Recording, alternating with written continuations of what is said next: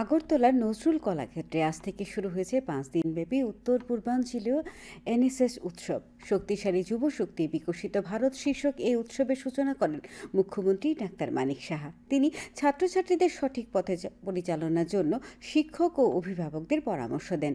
যুব বিষয়ক ও ক্রীড়ামন্ত্রী টিঙ্কুরা ছাত্রছাত্রীদের পড়াশোনার পাশাপাশি দক্ষতা বৃদ্ধির উপর জোর দিয়েছেন। উত্তর পূর্বাঞ্চলের 8টি রাজ্য থেকে 3 শতাধিক এনএসএস স্বেচ্ছাসেবক 16 জন প্রোগ্রাম অফিসার উৎসবে অংশ নিয়েছেন। উদ্বোধনী অনুষ্ঠানে যুব বিষয়ক ক্রীড়া দপ্তরের সচিব প্রদীপ চক্রবর্তী, ভারত সরকারের অবর সচিব রাজীব কুমার সিংহ বক্তব্য রাখেন। अगर शिक्षा बीच में आए तब जाके आप उसको कनकर कर सकते हो, यू कैन कनकर।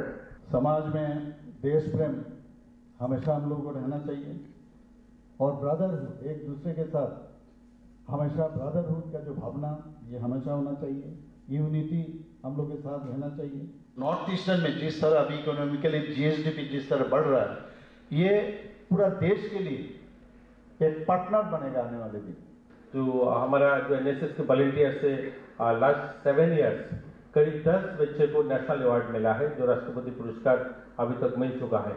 पढ़ाई के साथ साथ हमारे को स्किल डेवलपमेंट के साथ अपने को जोड़ना है और स्किल डेवलपमेंट के लिए हमारा सरकार भी और देश के सरकार भी बहुत काम कर रहा है।